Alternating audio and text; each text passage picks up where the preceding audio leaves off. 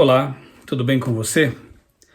Pouco tempo antes de eu tomar a decisão definitiva de ser batizado nas águas na Igreja Adventista do Sétimo Dia, eu estava sentado numa escadaria de uma igreja. Eu já havia estudado a Bíblia por 3 anos com os adventistas, já estava convicto quanto a assuntos relacionados com a volta de Jesus, a guarda do sábado, o estado do ser humano na morte, a nossa missão neste mundo, a reforma de saúde, a mudança de estilo de vida, seguir a Cristo, pregar o Evangelho. Eu já estava decidido praticamente, mas ainda relutava. Precisava ainda abandonar algumas coisas e tomar a decisão final, o passo definitivo ali de ser batizado em nome do Pai, do Filho e do Espírito Santo. Eu me lembro muito bem que era adolescente ainda, jovem, sentado naquela escadaria, eu olhei para o céu à noite e pedi a Deus um sinal. Eu pedi que uma estrela para a qual eu estava olhando brilhasse mais forte para mim naquele momento, para que eu soubesse que eu precisava realmente me entregar a Jesus e ser um adventista, um cristão adventista do sétimo dia, batizado. Eu fiquei olhando alguns instantes para o céu e depois eu baixei a cabeça envergonhado, porque eu não precisava mais de sinais, não precisava de nenhum evento miraculoso para mostrar o que eu tinha que fazer. Eu já sabia pela palavra de Deus, pela Bíblia, o que eu tinha que fazer.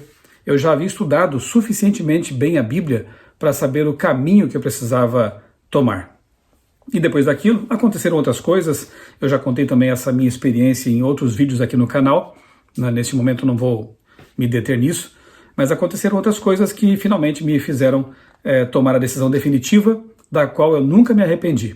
Tem sido uma bênção nesses 30 anos seguir a Cristo em sua palavra. Este vídeo aqui é um pouco diferente. Eu fiz uma seleção de testemunhos de pessoas que estão encontrando a verdade na palavra de Deus. São pessoas sinceras, pessoas por quem eu tenho orado, e eu vejo assim a mão de Deus, a atuação do Espírito Santo na vida delas. O primeiro, inclusive eu selecionei aqui 30 minutos. Você vai assistir a uma pregação do Rodolfo Abrantes. Eu já vou anunciar aqui o nome dos 6 personagens que eu coloquei aqui, 5 personagens que eu coloquei nesse vídeo aqui, para que você já saiba o que vem aí na sequência. Então serão quase aí 30 minutos de uma pregação muito bonita, poderosa, sincera, do Rodolfo Abrantes, que foi vocalista de uma banda conhecida aqui no Brasil, os Raimundos, e ele encontrou Jesus, se converteu, e a gente percebe assim que ele tem crescido no conhecimento da palavra de Deus, e as pregações dele são muito sinceras. Ele revela realmente que Deus está trabalhando no coração dele. Nessa pregação é interessante que ele... Isso me fez lembrar inclusive de um artigo que eu li uns anos atrás, que dava conta de que nos Estados Unidos, jovens evangélicos pentecostais estão migrando para religiões protestantes mais dedicadas ao estudo da palavra. Por quê? Esses jovens, na matéria que eu li, se não me engano foi no New York Times, eles estão percebendo que uma religião meramente emocionalista, focada no emocionalismo, não alimenta de verdade o coração.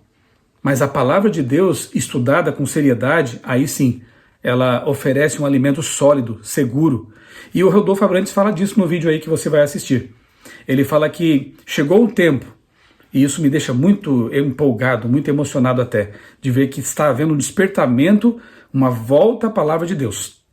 Ele diz que chegou o tempo de nós nos voltarmos para o estudo da Bíblia, para buscar um conhecimento sólido da Bíblia, da palavra de Deus, e obedecer aos mandamentos de Deus. Olha que interessante. Então, fica aí o primeiro vídeo, então assista, é parte de um sermão maior, mas eu selecionei um trecho em que o Rodolfo fala dessa importância do estudo da Bíblia e outras coisas mais que eu vou deixar você assistir. Em seguida, há um outro vídeo do próprio Rodolfo também, do Rodolfo Abrantes, em que ele conta ali brevemente o testemunho, a experiência que ele teve com Deus quando estava querendo fazer uma outra tatuagem, uma nova tatuagem. Ele tem bastante tatuagens pelo corpo e ele gostava de fazer isso. Era um hobby, um prazer que ele tinha, como há tantos outros que as pessoas têm. E ele está ali, eu não vou contar os detalhes aqui para você, mas o fato é que eu acho muito bonito esse testemunho dele. Assista e se emocione também. A firmeza, a seriedade com que ele toma uma decisão de abandonar uma coisa que ele gostava e como foi que ele tomou essa decisão. Veja lá e pense em você mesmo, na sua vida. Que coisas você tem alimentado e que não condizem com a palavra de Deus? e que você tem que abandonar, e que você pode abandonar pelo poder de Deus. Faça como Rodolfo, tá bom? O outro vídeo na sequência é da Karina Milanese, é uma modelo, influenciadora digital, e ela fala no primeiro vídeo sobre a volta de Jesus, porque a Karina tem estudado a Bíblia por si mesma, e ela tem descoberto coisas impressionantes, como a volta de Jesus, a segunda vinda, e ela prega nesse vídeo abertamente sobre isso. Ela fala também no vídeo seguinte sobre o sábado. Ela também descobriu na Bíblia o sábado, e ela tem falado disso abertamente. Ela não pertence, nenhum deles pertence à Igreja Adventista do Sétimo Dia. São pessoas que, em sua sinceridade e guiadas pelo Espírito Santo, estão buscando a Deus na palavra. E a Karina é uma delas. Também tem orado por essa moça, percebendo que ela tem sido guiada pelo Espírito Santo. Ore também por essas pessoas, ore por você, ore por mim, oremos por todos nós, para que Deus continue nos conduzindo a toda a verdade, e que nós possamos praticar essa verdade que nós estamos aprendendo, todos os dias. Em seguida tem um pequeno vídeo ali da Karina Bach, que também tem sido um instrumento de Deus, pregando, né, nas suas redes sociais. Numa live que ela fez com o Dr. Rodrigo Silva, ela fala por que deixou de atuar como atriz. E foi uma atriz famosa em novelas conhecidas, em emissoras grandes aqui no Brasil, e ela deixou de atuar porque ela entendeu que, ao beijar, abraçar outros homens, ainda que se justifique isso como sendo algo técnico, ela sentia que aquilo também era uma traição, que era adultério. E ela, para ser fiel à lei de Deus, nesse caso o 7º mandamento, ela abandona então uma carreira promissora e passa a ter uma nova vida com Jesus.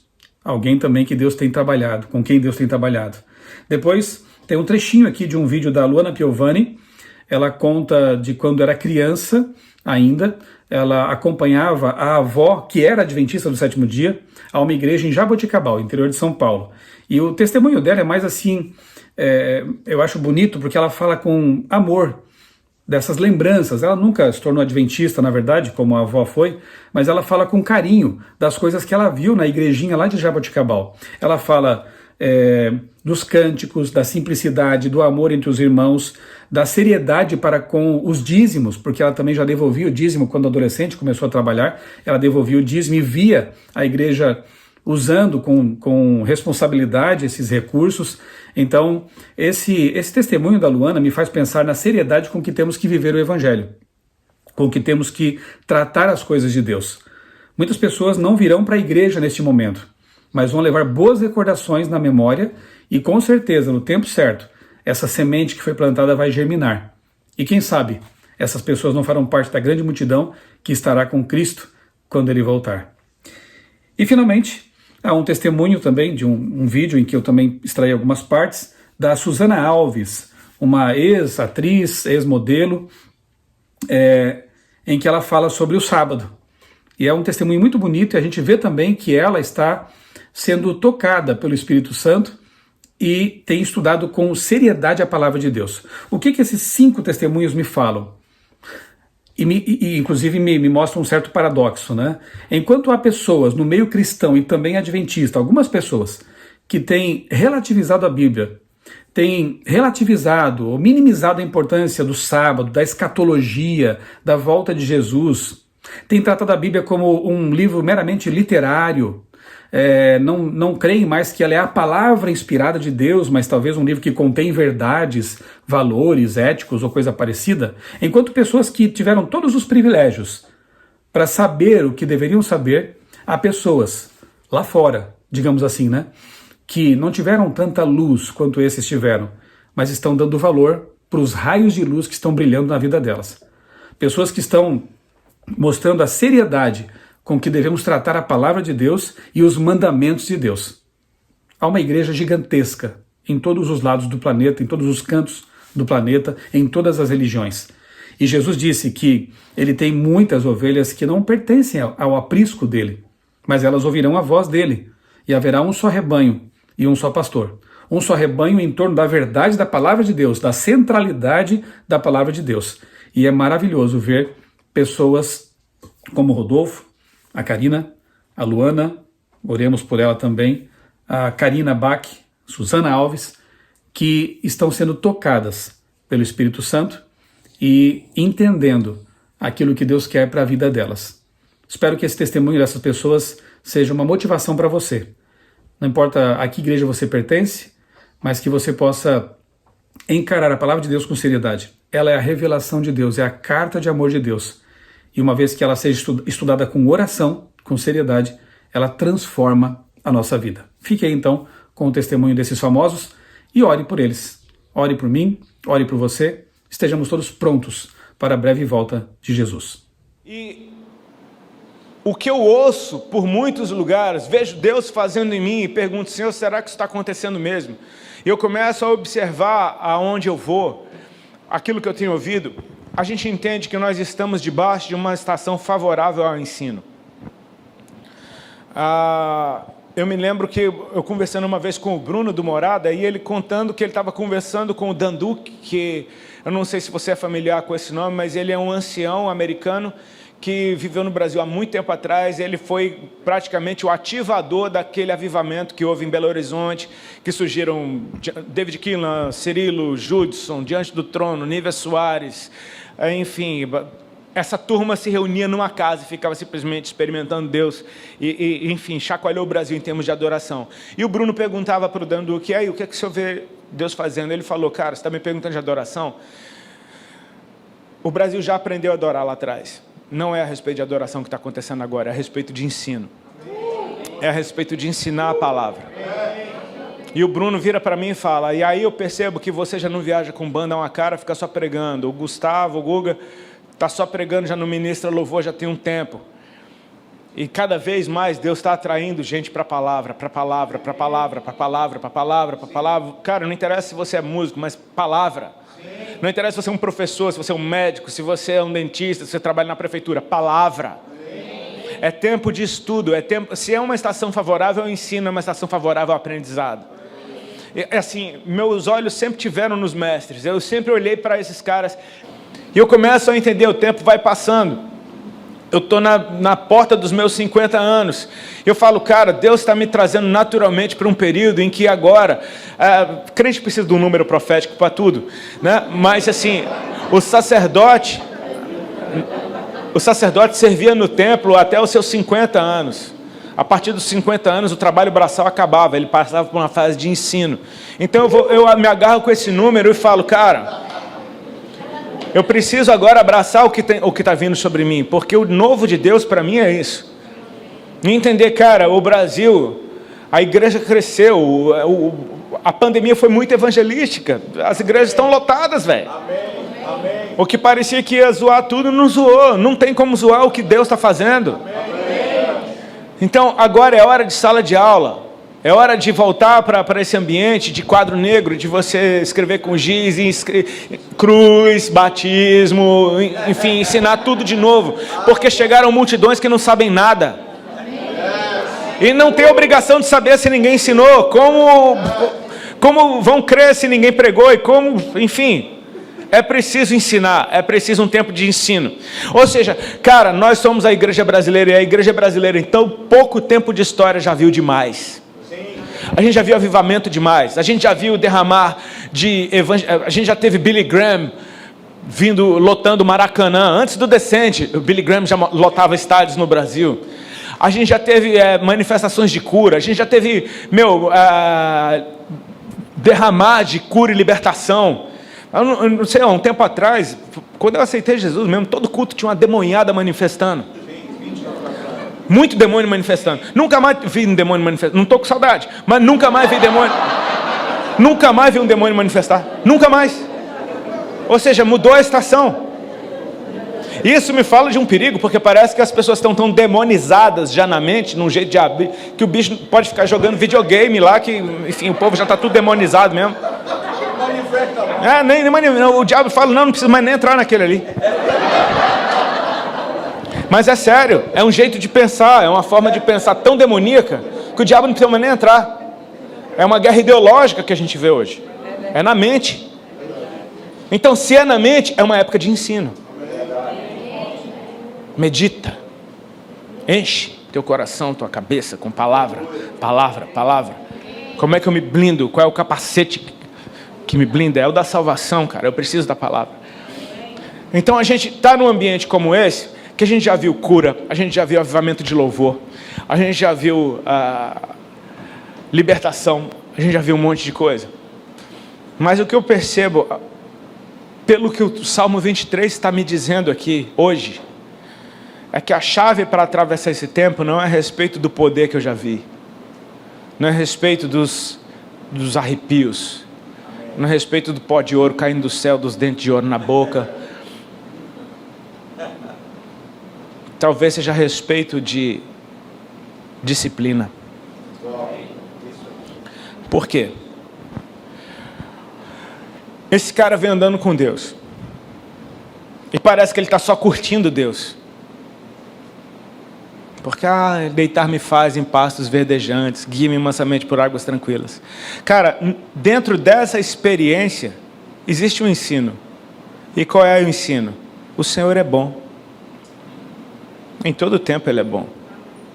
Porque no final do Salmo, o salmista dizendo que ele aprendeu: certamente, bondade e misericórdia me seguirão todos os dias. Não está falando só de futuro, está falando, me seguiram até aqui. Tem me seguido desde lá. Então me seguirão. Ou seja, está falando que esse cara aprendeu algo. Bondade e misericórdia me seguirão. Ok. Veredas de justiça. Justiça fala da vontade do Senhor. Fala de você aprender algo que é justo, que é exato, que não tem falta. Ou seja, no momento que eu caio para dentro do vale da sombra da morte, o vale da sombra da morte, eu não sei se você entende isso, mas o poder da morte é o medo. Quando Deus diz para Adão: não coma dessa árvore que está no meio do jardim, porque no dia que você comer dela, certamente morrerás. Ou seja, você vai ativar a morte se você comer dela.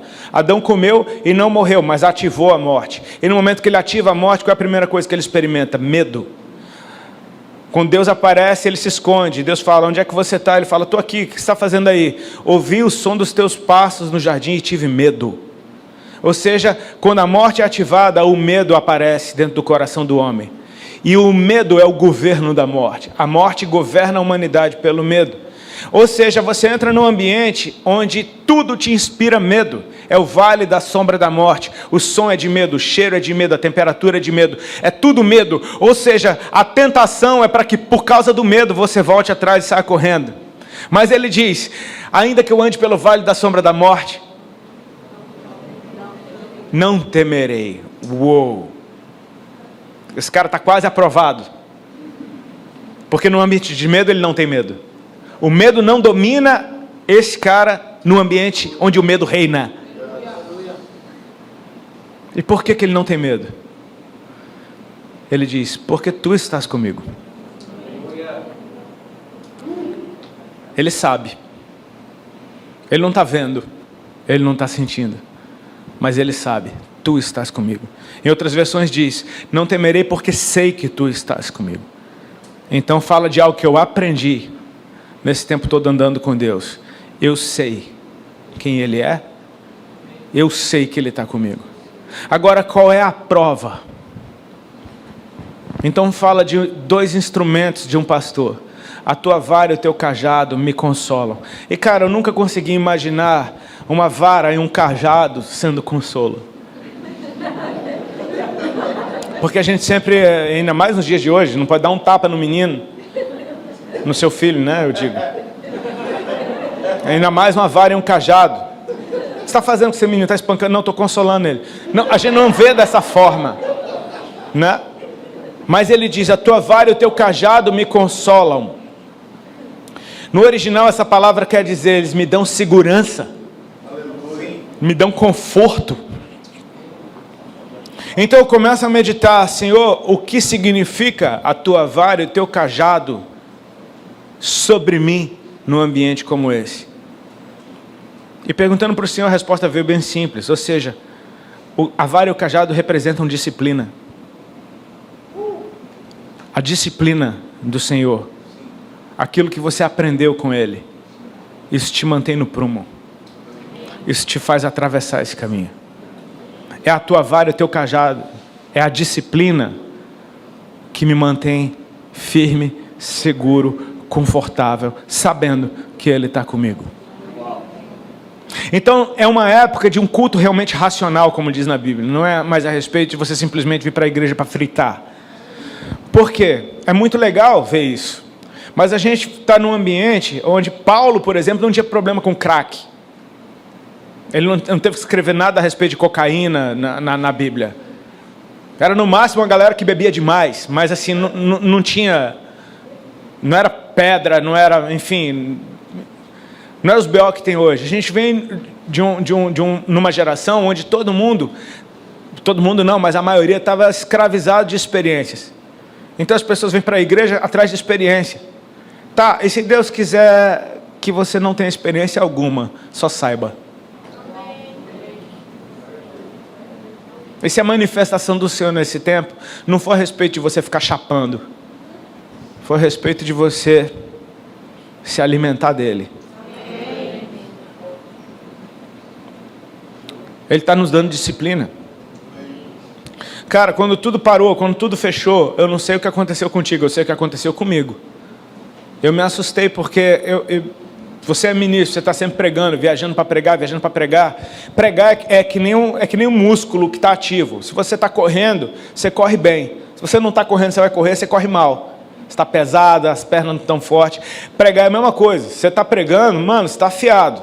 Agora você para de pregar um tempo, você voltar a pregar, meu Deus do céu, é enferrujado o negócio. Então assim, eu estava no ativismo, no sentido bom da palavra, estava em atividade, e de repente você fala, cara, vai tudo parar. Eu me sondei e perguntei para o Senhor, como é que vai ser a minha vida com Deus agora, sem a atividade? E cara, para o meu espanto, o meu bom espanto, foi uma época em que meu devocional foi para níveis que eu nunca tinha experimentado antes. Nos períodos de leitura bíblica, pô, eles voaram de adorar a Deus em casa, de não depender de absolutamente ninguém para adorar a Deus. Porque, e se esse tempo não passa, você nunca mais vai adorar o Senhor? É um tempo de, meu irmão, não tem quem ore por mim, ora você. Não tem quem leia a Bíblia para mim, leia você. Não tem, adore você. Faça da tua casa um lugar de adoração. Ou seja, é um tempo em que Deus nos deu tempo. A gente sempre reclama do que a gente perdeu nesse tempo, mas não agradece pelo que a gente ganhou. Cara, você ganhou tempo para botar a casa em ordem. Muito tempo, aliás, tempo até demais para botar a casa em ordem. Você foi proibido de se relacionar com as pessoas do lado de fora, mas você foi obrigado a se relacionar com as pessoas do lado de dentro. E você acha que Deus estava aonde enquanto estava todo mundo dentro de casa?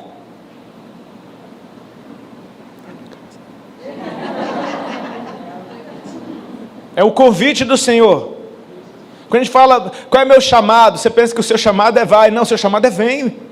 Quem chama fala vem. Chamado é vem. Ou seja, é um convite do Senhor. Meu pastor falou disso uma vez que eu achei fantástico. Uma coisa a respeito do lugar secreto, quando você chega, Deus já está. Você não convida Deus para o lugar secreto. Tu, quando fores orar, não faça como os fariseus hipócritas, que gostam de orar em pé nas praças, nas sinagogas, para serem vistos e ouvidos, porque eles já receberam sua recompensa. Tu, porém, quando for orar, entra no teu quarto, fecha a tua porta e ora em secreto, porque o teu Pai, que está em secreto, vai te recompensar. Ele já está lá te esperando. Ele te convidou.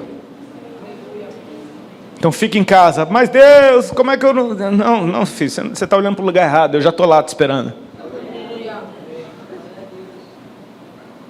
Para que você tenha disciplina. É incrível porque isso aconteceu depois do Descende. Todo mundo levanta o tênis para cima. Eu vou para as nações. Finalmente. Todo mundo diz que vai. Aí dá 2 semanas. Não, ninguém vai para canto nenhum. Você vai para casa, bicho. É pegadinha, Senhor? Não. Você já percebeu? Eu não sei quantos de vocês sabem que o Descende, antes de chamar Descende, chamava The Call. Por respeito a quem não sabe. Era um movimento liderado por Lou Engle, um americano, que ele, por anos a fio, ele reunia centenas de milhares de jovens na frente do Capitólio lá nos Estados Unidos para orar, se consagrar. Era jejum e oração. O The Call, o chamado. Esse movimento era a respeito de consagração, oração e jejum. Muitos jovens fazendo voto de Nazireu, enfim, a galera se consagrando geral. Até que ele entende que o tempo do The Call acabou e transiciona isso para uma nova liderança e agora se chama Descende, a respeito de ir. E conversando numa live com um pastor amigo meu, ele falou, Rodolfo, você não percebeu um negócio interessante? Eu falei, o quê? Ele falou, não existe Descende sem The Call. Então ninguém vai enquanto não vier. Antes de você ir, você foi chamado para disciplina, oração, jejum, leitura da palavra, consagração. Ou então você vai estragar o mundo em nome de Jesus. Não, você vem primeiro. A gente ainda está num tempo de provação. Amém?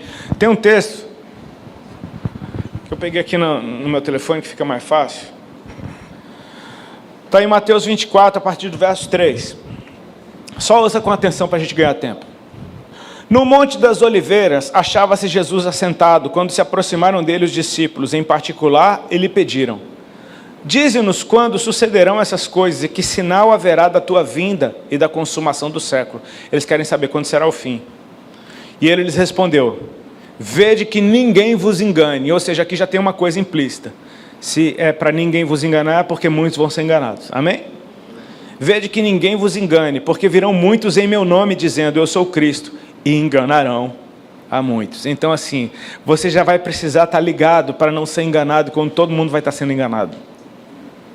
Amém? Você vai ter que ser muito sólido dentro de você, para num tempo onde muitos estão sendo enganados em nome de Jesus, e você não vai ser enganado. Amém? E certamente ouvireis falar de guerras e rumores de guerras. Más notícias. Guerra é morte. Você vai estar ouvindo falar de morte. Vede, não vos assusteis. Ou seja, isso vem para te assustar. E Jesus está dizendo, não vos assusteis.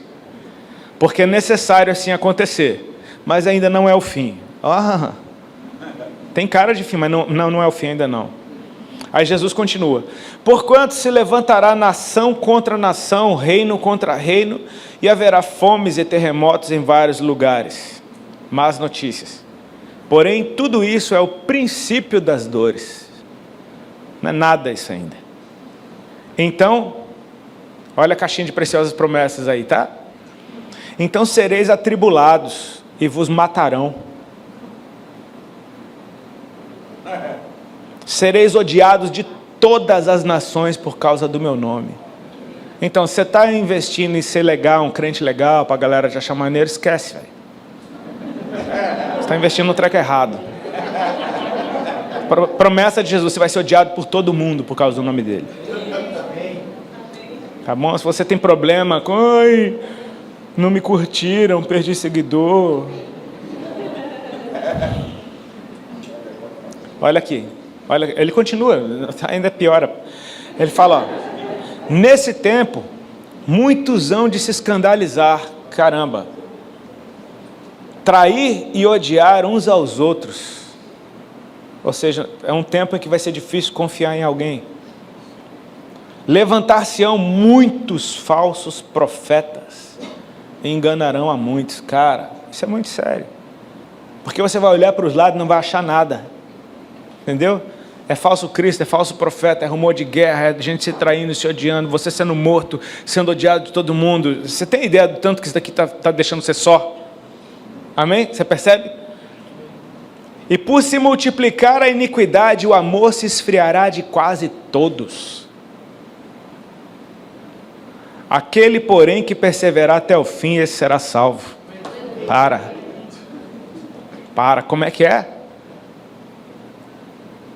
Quem perseverar até o fim será salvo, cara. Eu não sei se você percebe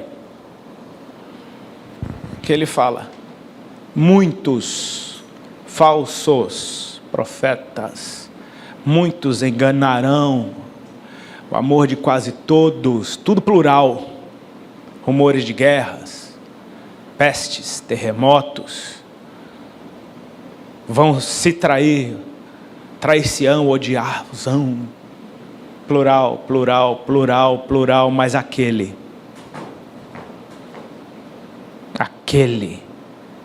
que perseverar até o fim será salvo. Então é tempo de você ser responsável pela sua vida com Deus, cara. Porque a gente vai atravessar um tempo, eu não estou falando da pandemia não, isso daqui é um ensaio. Você fala, isso daqui é uma das taças. Não, quando as taças lá de Apocalipse foram derramadas, fala de 1/3 da humanidade morrendo, né? Isso tanto que a gente está vendo hoje não. Vai ficar bem pior, isso daqui é um ensaio. Ainda vai vir coisa bem mais séria. Mas eu preciso passar aprovado por esse tempo. Entendeu? Porque a igreja de Cristo, ela é bem menor do que você imagina. Não se assuste com os números, está vendo muita multidão. Tem muita multidão. E Jesus nunca considerou isso a igreja. Ele está nos chamando para viver um tempo em que a gente precisa estar tão sólido com Ele no nosso relacionamento, porque é só assim a gente cumpre o nosso papel. Eu quero encerrar te falando de um cara chamado Josué, o moço que servia Moisés. Esse cara testemunhou Moisés andando com Deus a vida inteira e só sofrendo por causa disso, cara. Parece que o único amigo de Moisés era Deus, e o próprio Deus chamava Moisés de amigo. Josué não tinha suas próprias experiências com Deus, ele tinha as experiências com Moisés. Moisés tinha experiência com Deus, ele servia Moisés. Então, enquanto ele estava servindo Moisés, ele estava vendo Deus se manifestar na vida de Moisés. Ou seja, Josué, cara, o coração desse cara é fantástico, porque ele está vendo um homem que inúmeras vezes quase foi apedrejado pelo povo que ele tirou do Egito, cara. Era só BO, era só bucha. E aí vem Moisés um belo dia com a notícia, ó, Deus me falou para pegar você, apresentar no meio do povo e te ungir no meu lugar. Agora é você. Deus vai me recolher. Ou seja, essa bucha agora é contigo. Mas olha o que Moisés tem para dizer para Josué. Ser forte. Tem bom ânimo. Assim como Deus foi comigo, Ele vai ser com você. Então essa é a promessa. Amém? E aí, Deus recolhe Moisés e o primeiro capítulo do livro de Josué é Deus finalmente agora vindo falar com ele, e não com Moisés. Agora Deus está vindo falar com ele. E olha o que Deus fala para Josué. Ser forte, corajoso, tem bom ânimo. Assim como eu fui com Moisés, eu vou ser contigo. Cara, isso faz no mínimo você dar valor a tudo que você aprendeu antes, porque então quer dizer que era Deus já falando com ele naquele tempo. Sabe quando Deus vem confirmando o que foi dito? É quando Eli ouve de Samuel o que Deus tinha para dizer sobre a sua casa. Só que antes de Deus falar com Samuel, teve um profeta que passou por Siló e disse para ele tudo que Deus falou depois para Samuel. E aí ele fala, o que Deus falou com Samuel, eu já tinha acabado de ouvir, então é Deus mesmo. Ou seja, é o João Batista que vem pregando, arrependei-vos porque está próximo o reino dos céus, e depois que João Batista é preso, vem Jesus pregando, dizendo, arrependei-vos porque está próximo o reino dos céus. Ou seja, é Deus passando o bastão de uma geração para outra. Ele começa falando o que a outra geração entregou. Ou seja, cara, pega tudo que você aprendeu, porque isso aqui vai ser útil para você. Só que Deus fala assim para Josué, Josué, medita na lei desse livro de dia e de noite, cara. Não se aparta dos teus lábios a palavra desse livro. Medita de dia e de noite. E eu acho isso daqui muito interessante, porque o jeito que Josué vai se mover é completamente diferente do jeito de Moisés se mover. Moisés armava a tenda, ele entrava na sua tenda e ficava com Deus, e a nuvem descia. E era uma figura bem sacerdotal, dele entrando nesse ambiente de glória e ali ficando com Deus. Com Josué, o bicho está com a espada na mão, tem um exército na frente, e esse cara tem que ouvir Deus em tempo real. Não tem tempo de entrar na tenda, não tem tempo. Meu irmão, ou você tem a palavra de Deus queimando em você o dia inteiro para você ouvir em tempo real o que Deus tem para dizer, ou então você vai fazer um monte de besteira em nome do Senhor. E Deus está nos chamando para um tempo como esse, cara, de você estar sólido com Ele de tal forma que no ambiente de medo você sabe que Ele está contigo, você sabe quem Ele é, você sabe que Ele não te abandona. E qual é a tua segurança? É tudo aquilo que Ele te ensinou. Não é simplesmente a respeito das tuas experiências, é a respeito das experiências que Deus já liberou antes de falar com você, porque isso é ensino para mim e para você. Nós não vamos ser provados no poder que a gente flui. Jesus disse, aquele que opera milagres, esse é o que me ama. Aquele que canta bonito, esse é o que me ama. Aquele que vai na igreja todo domingo, esse é o que me ama. Não, aquele que tem os meus mandamentos e os guarda, esse é o que me ama. Ou seja, é a respeito do ensino que Deus te deu, está tão sólido dentro de você, que é nisso que você vai ser provado. É no que você sabe. Quando vier alguém com uma conversa bem torta, você sabe o que Deus diz. Porque a gente está num tempo de tanta opinião, que as pessoas parecem que eu não concordo com isso daqui assim. Parece que Deus é um amiguinho seu, que sentou naquela roda e está todo mundo dando opiniões doidas e bonitinhas a respeito de um assunto. Aí vem Deus, olha, eu também tenho uma opiniãozinha para dar sobre esse assunto. Aí uns dizem, poxa, legal isso que Deus disse. Aí eu não concordo, eu não acho que é assim. Veja bem, bonitinho, cara, não concorda com Deus. Olha que bonitinho. Não concorda com o Criador. Quando Deus fala que uma coisa não presta, ela não presta. Acabou. Acabou. Acabou. Resolvido. Pronto. Ele conhece o fim. Você tem ideia que isso faz toda a diferença, ele conhecer o fim? Tipo assim, você conheceu um amiguinho hoje, vocês são bem bonitinhos, os dois têm 4, 5 anos, estão brincando no parquinho, e Deus conhece o fim, fala, isso aqui vai virar um traste, vai te desviar. Então, eu não quero que você ande com esse menino hoje. Ele conhece o fim. Fala, mas poxa, sou um amiguinho, eu não concordo. Ele conhece o fim, porque ele te ama, ele está falando, não quero isso aqui. Dá para entender? Dá para a gente aceitar a vontade de Deus como sendo a vontade do... Cara, é porque a gente só pensa no Deus, Senhor, Salvador, Senhor dos Exércitos. Mas a primeira revelação de quem Deus é Criador. Quando Ele fala, Ele não está dando opinião, cara. Ele está dizendo, Ele está chamando a existência. Ele decreta, isso daqui é bom, haja luz, e a luz é boa, acabou, velho. Nunca mais a luz vai deixar de ser boa. Sabe por quê? Porque Deus falou que é boa. E as trevas, as trevas não prevalecem contra a luz. Sabe quando elas vão prevalecer contra a luz? Nunca, porque Deus falou. Então é tempo da gente ficar sólido em Deus. Amém? Tuas opiniões são muito legais, cara. Guarda para ti. Pergunta para Deus o que é que Ele acha. Por que você não pergunta para Deus o que é que Ele acha? Porque Deus não vai dizer eu acho. Deus vai dizer assim diz o Senhor. Quantas vezes Deus precisa falar de um assunto com você para você acreditar que aquilo é aquilo? Porque Noé só precisou ouvir Deus falar uma vez. Ele passou 100 anos construindo um treco e não fazia o menor sentido. Os antigos são diferentes. Só ouviu Deus falar uma vez, bicho. Mas eu começo a perceber uma coisa, isso não tem a ver com a nossa habilidade, não. Percebe comigo, Deus é criador. O que Ele fala, Ele cria.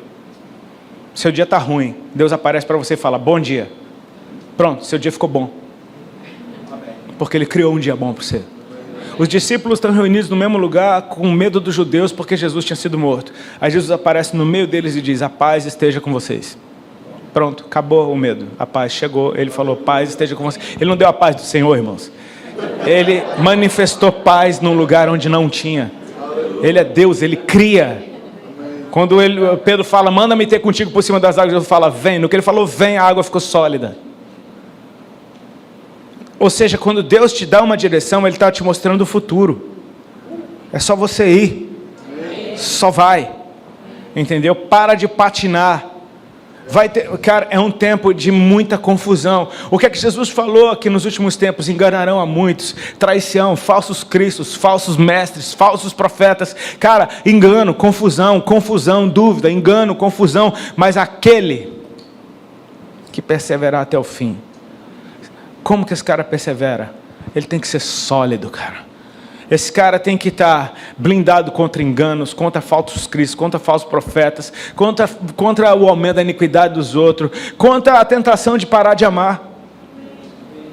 Esse cara tem que estar blindado. Como? Sólido naquilo que é disciplina do Senhor. Ele está nos chamando para viver esse tempo. Amém? Ele está nos chamando para atravessar essa estação. Ainda está valendo. Ainda não acabou. Aí você fala, ainda não acabou. Que bom que ainda não acabou. Você ainda tem chance de passar aprovado. Eu falei, meu Deus, Deus fala muito. E Deus só fala com os outros. Deus não fala comigo. Eu ficava agoniado, Deus não fala comigo. Eu fiquei agoniado, eu queria ouvir Deus falar comigo, queria ver Deus falar comigo. E Deus só falava com os outros. Até que um belo dia eu estava no banheiro, cara, olhando no espelho. E quando eu aceitei Jesus, eu entrei numa crise de identidade tão ferrenha, que foi a época que eu mais me tatuei na minha vida. Era a minha fuga. Era todo mês eu estava lá me rabiscando. Era a minha fuga. Eu estava lá no espelho decidindo, eu ia no estúdio naquela tarde, onde é que eu ia fazer, o que é que eu ia fazer, se eu ia completar, se eu ia meter outra. E daqui a pouco, dentro do meu coração, simples assim, a atmosfera mudou e dentro de mim foi, chega. E cara, aquilo tomou aquele banheiro, porque eu fiquei pensando, meu Deus, o que é isso? Não é a voz do cão, não é a minha. Falei, cara, Deus falou comigo, cara. Sabe aquilo que eu estava querendo há tanto tempo? Aconteceu. Ele falou comigo, cara.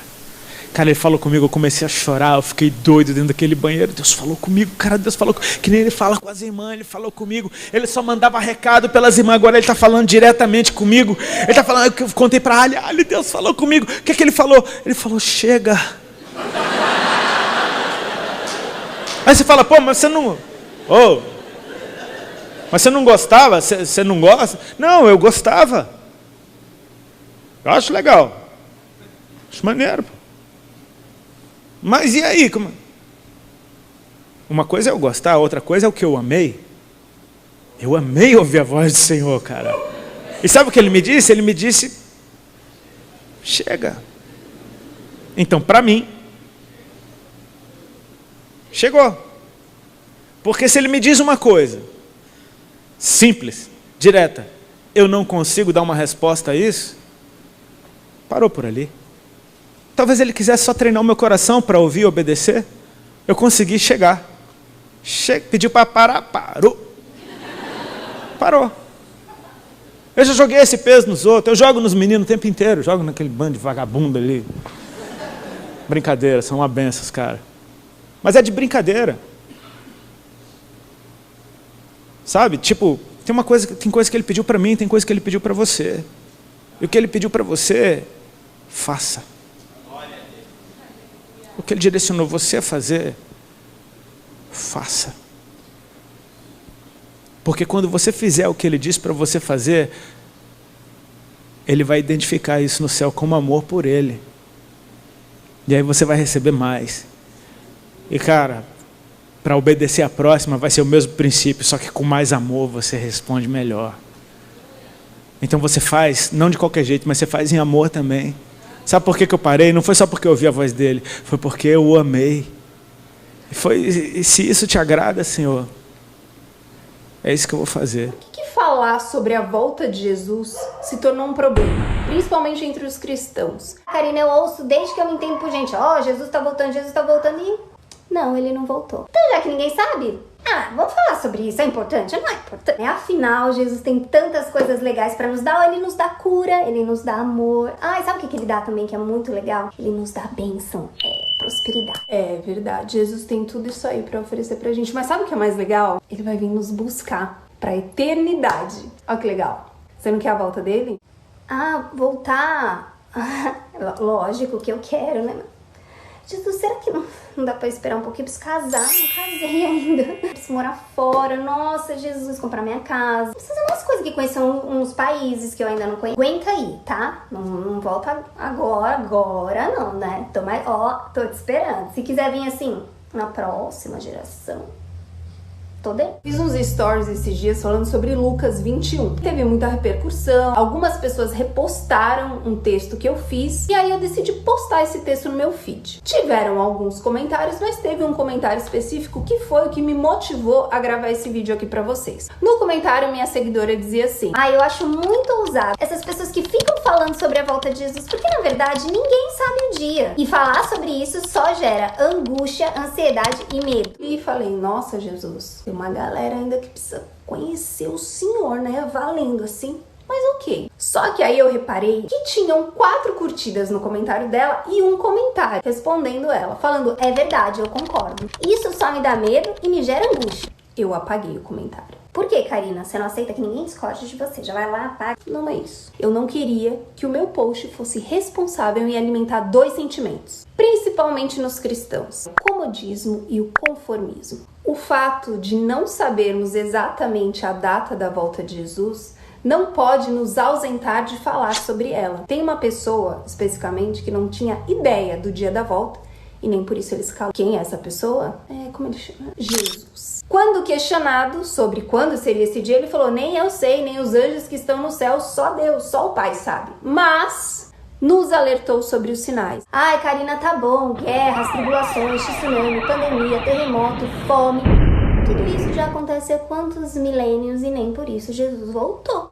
Quando a gente lê os sinais, a gente meio que liga a ordem cronológica, né? Mas é muito engraçado, porque quando Jesus fala desses sinais, ele fala que calma, ainda não é chegada a hora. Isso é só o início das dores. Quando o evangelho do reino for pregado em testemunho a todas as nações, aí é o fim. Pode ser que daqui 1000 anos tenham pessoas rindo. Fala, lembra lá que em 2021 eles acharam que Jesus estava voltando? Ou não. O que eu tô querendo dizer aqui pra vocês, gente, eu vou resumir em 2 histórias. Vocês lembram daquela história de quando Jesus estava dentro do barco com os discípulos e começou a rolar a maior tempestade? Jesus estava o quê? Dormindo. Os discípulos começaram: Jesus, acorda, acorda, tempestade, nós vamos morrer. Jesus levantou, repreendeu eles e falou: acalma vento, acalma mar, acalma tudo, e parou. Os discípulos se olharam e falaram: quem é esse que até o mar e o vento obedece? Jesus tinha algo para ensinar. Ele estava querendo dizer: em momentos de tribulação, calma, eu tô no controle. Corre pro Gólgota. Minutos antes de Jesus ser crucificado, ele estava angustiado. Ele chamou 3 dos seus discípulos mais próximos e saiu para orar. Quando ele voltou, eles estavam fazendo o quê? Orando? Não, eles estavam dormindo. Jesus ficou incomodado, acordou e falou: não é hora de dormir, é hora de orar, voltem a orar. E voltou para orar. Depois de um tempo, Jesus voltou de novo e adivinha o que eles estavam fazendo? Dormindo de novo. O que Jesus tem para dizer com isso? Tem hora que é para dormir e descansar nele. Tem hora que é para acordar e orar. Cristãos que estão me ouvindo, desperta tu que dormes. Se os sinais não fossem algo importantíssimo para Jesus, ele não teria falado deles. Se não saber exatamente a data é algo que tem que te calar, Jesus teria ficado em silêncio. E não foi o que ele fez. Mas Karina, peraí, você não fica com medo? Você também não vê tudo que vai acontecendo? Você não tem medo? Você não fica ansioso? Lógico que eu tenho. O próprio Jesus, um pouco antes de ser crucificado, ele suou sangue. Ele não permitiu que o medo nem a angústia paralisasse o seu propósito. Nós precisamos começar a ansiar e desejar a volta de Jesus. Mais do que a gente ama viver e ter as coisas aqui nessa terra. Ai, Karina, você não gosta de viver, você quer morrer? Não, gente, não é isso não. Eu amo viver. Mas se eu não viver com o meu propósito, por um propósito, não faz sentido. A palavra de Deus fala o seguinte: o mundo espera ansiosamente pela manifestação dos filhos de Deus. Tá pronto? Chegou a hora de colocar em prática. E sabe qual que é o meu propósito? É estar aqui, olhando nos seus olhos e falando que existe um Deus que te ama tanto, que ele entregou o único filho dele para que você tivesse a opção da vida eterna. Que todo medo, que toda angústia que está no seu coração, ela seja transformada em amor e perseverança. O dia exato que ele vem, eu não sei, mas posso falar a melhor parte disso tudo: ele vem. Mas o tema especificamente que eu quero falar é sobre o sábado do Senhor, né? Como um mandamento, que isso tem levantado alguns questionamentos, as pessoas têm me perguntado. Uma pessoa perguntou para mim se era pecado e eu fiz uma pergunta para ela: você acha que matar é pecado, roubar é pecado? Então, um dos mandamentos é guardar o sábado. Responda para você assim como eu me questionei um dia do nada. Não foi ninguém que me ensinou, não sou adventista do 7º dia, na verdade nunca fui numa igreja. Tenho até curiosidade hoje em dia de ir, porque durante a minha vida inteira como cristã, os adventistas, eles eram taxados como malucos. Gente, eu acho que fazem mais de 20 anos que eu frequento igreja evangélica e eu tava tentando lembrar de cultos que falavam sobre o sábado. Eu lembro que sempre que esse tema era abordado, era meio assim: Jesus curou no sábado, Jesus comeu a comida do templo no sábado, e os fariseus ficavam julgando ele, que ele não podia fazer aquilo. E aí essa informação me foi dada, eu absorvi, e é isso, não precisa guardar o sábado não. Aí depois de anos dentro da igreja eu começo a ler a palavra com mais frequência sozinha e começo a fazer estudos eu mesma. falo, cara, mas espera aí.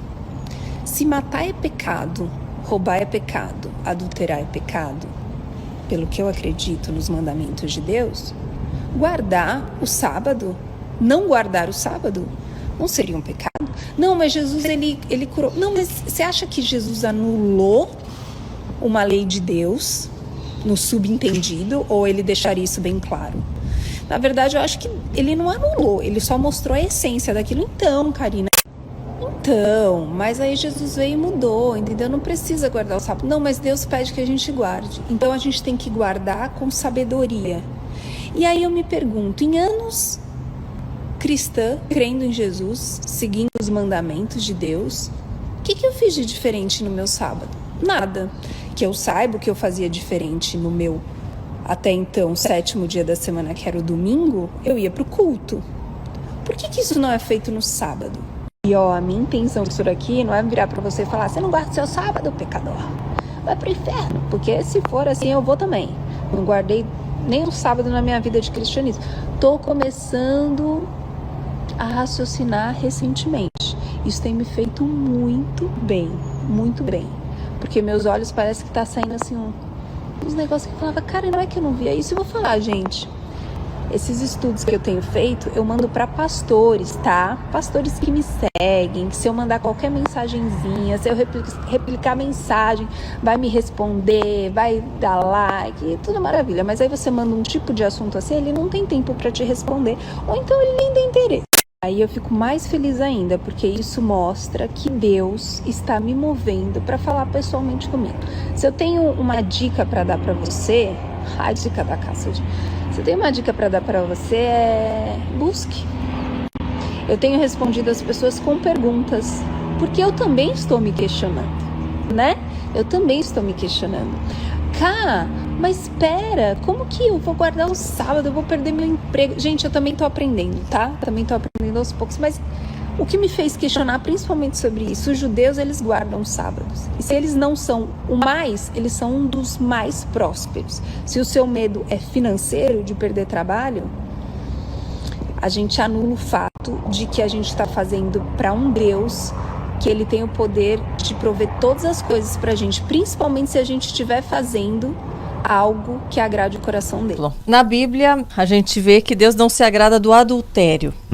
Uma atriz casada que vai interpretar uma cena onde ela vai ter que beijar, abraçar. Aquilo não é considerado adultério, mesmo se a novela for uma novela bíblica. Então não estaria indo contra o que a Bíblia diz, mesmo que seja para demonstrar um fato histórico. Excelente. Isso é algo que me conflitou demais e eu deixei a minha carreira por conta não só da Bíblia, mas que eu não me sentia mais à vontade em estar atuando, mesmo sabendo que aquilo não era eu, era um personagem. Eu deixei de atuar por opção, por escolha, por causa disso. Eu morava em Jabuticabal, sou paulistana, nascida, obviamente, na capital, São Paulo, mas eu fui com 2 anos para Jabuticabal, eu morei até os 12. E eu tinha uma relação muito cúmplice íntima com a minha avó, que era, adventista do 7º dia. Então, deixa eu contar para vocês. Ela me pegava aos sábados eu tinha mais um culto durante a semana, eu acho que era quarta, não sei. Eu sei que quarta era noite. E no sábado era um dia que a gente passava a tarde na igreja. Mas deixa eu dizer para vocês que lindo mundo era esse evangélico qual eu fazia parte. Eu chegava numa igreja completamente simples. Uma casinha dessas que a gente desenha na infância, sabe? Do teto assim. Um lugar retangular, pequeno, sei lá, ó. Devia ter capacidade para umas 150 pessoas. Com um pastor ali na frente, o qual lia passagens da Bíblia, falava a respeito, e eu me lembro que uma coisa que eu adorava quando eu ia no culto com a minha avó, que era às quartas-feiras, é que cantava-se muito, e isso sempre me interessou, sempre fez com que eu amasse ir aos cultos com a minha avó. A minha avó sempre foi uma pessoa muito generosa. Eu me lembro que ela era muito pobre, e às vezes passavam pessoas na porta pedindo coisas, pedindo um dinheiro, e eu me lembro nitidamente dela dizendo assim, eu não tenho nada para te dar, mas eu posso te dar um prato de comida, você aceita? E então ela puxava uma cadeira na varanda, era um arroz, um feijão, tinha um tomate, sempre tinha um ovinho frito. E a pessoa ficava ali, sentava, o copo era de água, porque não se tomava suco, e refrigerante muito menos. E assim eu via. Então a minha referência da minha avó é uma referência muito boa. Ela recolhia animais da rua. A casa da minha avó tinha, sei lá, 3 gatos, 7 cachorros. E aí, então a minha referência da minha avó sempre foi uma pessoa muito gentil, muito generosa. Ela era otimista, ela vivia cantando. Minha avó é tudo da minha vida. Então o fato dela ser evangélica, como o modelo dela era bom, só fazia com que aquilo se tornasse ainda melhor para mim. Nos sábados, quando a gente ia aos cultos, ela ficava no culto e eu ia para a escola de criança, que era maravilhoso. Era um quartinho embaixo dessa casa, onde tinha um painel de feltro, e eles contavam as histórias da Bíblia com animaizinhos que colavam. E eu me lembro das parábolas, eu me lembro de conhecer o Velho Testamento através dessas histórias, os camelos, os reis magos, me lembro dos bonequinhos. Aquilo para mim já era um teatro, eu me encantava com aquilo. E a gente acabava um pouquinho antes, subia para o culto adulto e ainda dava uma cantaroladinha. Gente, não existia ostentação, não existia gritos, ritos de exorcismo, não existiam pessoas de olhos fechados se chacoalhando. Eu nem tô julgando não, porque eu acho que a emoção, quando toma conta da gente, realmente fica difícil controlar. Eu, quando vou em shows, eu danço e eu sou tomada pela música de um jeito muito incrível. Mas quando eu vejo hoje esses vídeos, até porque eu parei de frequentar a igreja quando saí de Jaboticabal, então eu nunca vi isso ao vivo, até acho ótimo, porque eu ficaria completamente estarrecida com aquelas cenas, eu nunca entendi aquilo. Essa coisa do exorcismo, das pessoas de olho fechado, se tremendo, aquele fervor. Não, na verdade eu vi sim uma vez, quando eu fui para Nova York, naqueles cultos gospel. Mas, enfim, ainda assim, como eu acho que é uma coisa mais de louvor, menos de satanismo, me passava uma energia boa. Não sei. Eu sei que todas as vezes que eu vi essas cenas, que eu assisti essas cenas, essas coisas, eu nunca entendi como é que a minha realidade evangélica podia ser tão diferente dessa. Eu vejo esses templos evangélicos, hoje eu falo, meu Deus do céu. E olha só, eu dava dízimo, tá? Porque eu saí de Jaboticabal com 12 anos, comecei a ganhar dinheiro com 14, e eu tinha isso muito dentro de mim ainda, a coisa de ser adventista. E eu dava dízimo, eu dava 10% do que eu ganhava, que era muito pouquinho. Mas era uma coisa nítida de ver. Você chegava na igreja, tinha uma parede maçada. E não só no tijolo. Você chegava na igreja, tinha um banco de madeira grande com uma mesa, e não umas cadeirinhas mequetrefe de plástico. Então você via o negócio evoluir, mas de uma maneira muito sutil e bonita. Então a minha referência também sempre foi de muita honestidão e de gentileza. As pessoas eram gentis, a gente cantava feliz, não tinha essa energia de que alguma coisa aqui a gente não quer. Lembra-te do dia de sábado, para santificá-lo. Trabalhará 6 dias e neles fará todos os teus trabalhos. Mas o 7º dia é o sábado dedicado ao Senhor, o teu Deus. Nesse dia não farás trabalho algum, nem tu, nem teus filhos ou tuas filhas, nem teus servos ou servas, nem teus animais, nem os estrangeiros que morarem em tuas cidades. Pois em 6 dias o Senhor fez os céus e a terra, o mar e tudo que nele existe. Mas no 7º dia ele descansou. Portanto, o Senhor abençoou o 7º dia e o santificou. Eu acho lindo. Não, e aí é um estudo bem profundo, porque no Novo Testamento isso testifica, tem muitos versículos que comprovam que sábado é um dia especial para Deus, que ele... Então eu acho bem interessante vocês estudarem aí de casa, que vocês ainda não... Ou guardam o domingo, porque eu fui estudar, né? A Igreja Católica criou o domingo, mudou da Bíblia para o domingo, e aí tudo foi mudando e foi se transformando. Mas se a gente for olhar os judeus e olhar como era no começo, exatamente dessa forma que era. O sábado é exatamente o 7º dia. E no calendário, a gente vê o domingo é o primeiro dia da semana.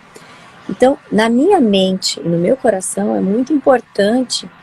Eu começo a minha semana no domingo mesmo, assim, não é a segunda, é o domingo. No primeiro dia. É porque o sábado, ele tem algo muito espiritual, é muito forte quando você começa a entender isso, entregar o sábado. Porque é obediência, mas é a questão para mim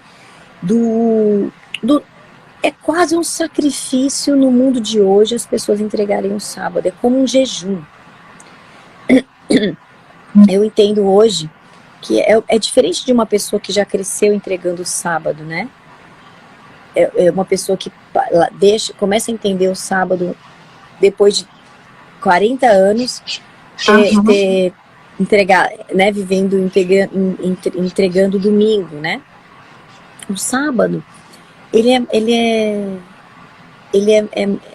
eu falo, nossa, como muitas coisas mudaram em mim quando eu comecei a entregar o sábado, na sexta-feira e tal. E é muito interessante porque há algo de espiritual nisso, porque Jesus fazia isso. Paulo, todos eles lá, os discípulos, todos eles, o dia de sábado era o dia de descansar, de conversar mais com Deus, de olhar como é que foi toda a semana, de preparar a semana que vai entrar. É um balanço, né? Um dia do balanço, né? E eu tenho experimentado isso, e é uma coisa tão leve, tão gostosa. E eu já entregava o sábado e não sabia, muitas vezes, porque já era um dia que meu marido e a gente gosta de descansar, mais do que o domingo. Então, eu fui observando isso na minha vida. Ainda tem muita coisa para mudar, por questão das crianças e de todo mundo, porque nossa igreja, a gente não pensa muito dessa forma, né? Ninguém reflete muito sobre os 10 mandamentos, no geral, né, amiga? Sim. No geral. Dificilmente você vai entrar numa igreja que vai estudar os 10 mandamentos nos dias de hoje, né? A gente estuda mais o Novo Testamento, as igrejas falam mais do Novo Testamento, e a gente fala da graça de Jesus, claro que é maravilhoso, que realmente é isso que importa, mas essa conexão tem que estar sempre tem que estar entrelaçando, essa congruência entre o Novo Testamento e o Velho Testamento sempre tem que acontecer. Mas eu acredito que no mundo capitalista, no mundo que as pessoas ficam o tempo todo só enchendo as agendas, e eu também não acredito que... Porque, assim, entregar o domingo não é só você achar que domingo é o dia do descanso e almoçar com a família, mesmo que for o domingo da pessoa. Eu acho que a gente está em falta com esse descanso. O ser humano em si, essa geração que a gente vive em falta com o dia do descanso. Não interessa se você guarda o sábado ou se você não guarda. Até quem guarda o sábado e o domingo, muitas vezes fala da boca para fora, entendeu? Porque é não muito guarda. Difícil você entrar nessa obediência aqui que Deus está falando. Porque primeiro que tem que refletir, estudar sobre isso, que aí a gente pode fazer uma live específica sobre isso, convidar alguma pessoa que um especialista nisso, como Rodrigo Silva, um Saião, a gente chamar uma pessoa que realmente é estudioso sobre o assunto. Mas, de cara, a gente já pode olhar para esse sistema e já ver que o sistema existe para você não descansar nenhum dia, né? Para você, muito menos o sábado, né? Assim, porque o sábado é o dia de você, vai no shopping, não, só sobrou o sábado para fazer isso, para fazer aquilo, para comprar, das festas, dos casamentos, dos aniversários e tudo mais. O comércio no geral, né, o trabalho, as pessoas não trabalham mais de segunda a sexta, trabalham no sábado também, trabalham no domingo também, que é o que você falou da época de Moisés, tudo. E isso só piora cada vez mais. Então, e com essa revolução toda que está acontecendo negativa, né, do capitalismo e dos eletrônicos, das redes sociais, não há momento para reflexão. Não acontecendo momento para reflexão, para entendimento, para adoração a Deus, não há amadurecimento. Não há Sim. Conhecimento de si próprio, não há conhecimento em relação a Deus, porque se a gente achar que orar 15 minutos por dia vai nos aproximar de Deus, no devocional da manhã, né? Não dá, a nossa vida é muito mais, né? A tua vida dá um livro, a minha vida dá 1, 2 livros, nossas vidas, né? E a gente poderia ficar a vida inteira falando sobre a nossa vida. Então, você imagina essa conexão de relacionamento com Deus, o quanto que ela que precisa sentar, descansar, zerar a mente, desintoxicar do celular, desintoxicar, observar o que você falou durante a semana, o que você conversou, do que você se alimentou, não só de alimento físico, de alimento do que saiu da sua boca, do que entrou no seu ouvido, do que... É muito mais, né? É muito mais do que você ser religioso, não faço nada no sábado. Mas em compensação, sua mente não para, sua boca não para, seu dedo não para de apontar, né? Então, a gente precisa entender o que é esse descanso verdadeiro, né? O que é a gente entregar para Deus as coisas, é meditar na palavra, é louvar, é crescer, é desenvolver, né? É sair desse oba-oba. E você ir num aniversário, você ir num casamento, você tá amando a pessoa, você tá indo para servir. Jesus serviu no sábado. Ele não disse pra gente parar de servir, ele disse pra gente parar de fazer as nossas coisas próprias. Quando Deus deu pra gente o 7º dia para descansar, é para descansar, não é só o físico, é tudo. É o corpo, é a alma, é a mente. Eu acho que é uma integralidade, assim, né? Isso. E, gente, quanto mais a gente estuda a palavra de Deus, mais o Espírito Santo revela pra gente as coisas. Então, você não precisa... Você tem o maior pastor de todos, né? Que sem ele nós não estaríamos aqui. Então, vai aí estudar a sua Bíblia, compra uns livros de estudos, vai pesquisar, vai ler, pede para o Espírito Santo dizer para você, Senhor, o Senhor foi um tempão, já tem um tempão que o Senhor pede para eu estudar sobre o sábado, ele falou direto para mim, não foi ninguém que me falou, isso tem muitos anos já, e eu vinha resistindo, até que eu fui estudar, e eu entendi que o Espírito Santo estava querendo me dizer. Então, eu estou em paz e cada vez mais em paz com o que o Espírito Santo fala para mim. E aí vou buscando o recurso, vou buscando pessoas que também fazem isso, que fazem dessa forma, para me comunicar, para trocar ideia, para a gente crescer mais juntas. Não mudei de igreja, não saí da minha igreja.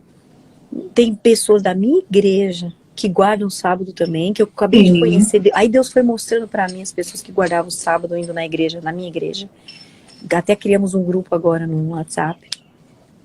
Vamos começar uma célula aqui em casa. Então Deus vai trazendo a identificação desses grupos, de quem você pertence, que talvez seja esse grupo que vai ficar com você lá no céu, que vai trabalhar com você no reino. Gente, cada um tem uma função, cada um tem um entendimento sobre a vida espiritual, e Deus vai usar cada um num lugar no reino. E você não pode ficar usando suas armas, deixando o inimigo jogar setas na vida do seu irmão por causa da sua religiosidade. Porque você pode ser cobrada de Deus sobre isso, porque eu tenho entendido que cada pessoa tem o seu dom, e Deus vai juntar os dons dessas pessoas para utilizar dessa forma no reino. Não seja uma pedra de tropeço na vida espiritual do seu irmão. Então isso é muito sério, e Deus vai trazendo todo o propósito, e vai reunindo as pessoas que precisam crescer junto naquele momento, para entender as coisas naquele momento. Porque Jesus é a graça, Jesus já nos salvou, já fez tudo que ele podia fazer. E uma amiga me falou, Michele, uma amiga minha do Rio, que ela é do Sul, de Santa Catarina, mas ela mora no Rio, minha irmãzinha, que eu amo muito. Ela falou, gente, as pessoas não estão entendendo que a segunda volta de Jesus, ele veio para julgar. Ele não veio mais para salvar, ele já veio para salvar. E a gente tem medo de falar essas coisas, mas é verdade. É verdade. Jesus não vem mais para salvar, ele já veio para salvar. Então, acorda. Que ele vem para... A segunda volta de Jesus é para fazer o julgamento final. Então, o que você está esperando para primeiro amar, primeiro ter fé e depois obedecer? Porque se você, enquanto você está querendo aí obedecer, e aí fica apontando o dedo para todo mundo e vivendo uma religiosidade, e vivendo longe da graça, e falando mal, né, da graça, porque aí vira o religioso que, né, você está simplesmente esquecendo que Jesus que vai julgar, não é você, não somos nós. Então a gente tem que dobrar o joelho e orar pelas pessoas que a gente está falando mal, que a gente quer falar mal, que a gente quer julgar, os artistas, ou a pessoa, fulano que não está influenciando, ciclano que não está, né? Ao invés de ficar atacando as pessoas. Porque Jesus está voltando e ele veio para julgar. E aí a igreja vai ser julgada e separada. Então, a gente já está mais preocupado com isso, né? Meu Deus do céu, Jesus está voltando, eu preciso alinhar o meu coração. Eu preciso me arrepender de verdade, como é que eu faço? Eu preciso orar de verdade, eu preciso ser um crente de verdade, como é que eu faço? Tá, mas eu não... é só você fazer isso. Você fazer isso que eu falei agora, Jesus vai ouvir sua oração, vai te mostrar rapidinho o caminho. A doutora Rosana também me ajudou bastante, ela leu, né, porque eu tinha isso já no meu coração, já estava fazendo, mas era muito mais espiritual do que o estudo. Sim. Era muito mais do que o Deus estava falando comigo. E agora, aí depois eu comecei a estudar os versículos, e aí, assim, mudou muita coisa, é como se eu tivesse, entrado em uma nova dimensão. Então, assim, tem uma experiência sobrenatural no sábado. Tem uma experiência sobrenatural no sábado. É assim que eu tenho vivido também, né? Assim, nesse sentido de disponibilizar todos os dias, assim. E é muito forte isso, né? A gente tem falado, olha, eu não vou abrir mão. Eu não vou abrir mão. Não vou abrir mão do descanso. Não vou abrir mão. Não consigo abrir mão mais. Mudou. Aí a gente ficou pensando nisso, falando assim, preocupação e a vida e tudo. Deus cuida de tudo. O importante é estar na presença, descansando. E vamos continuar, claro, estudando.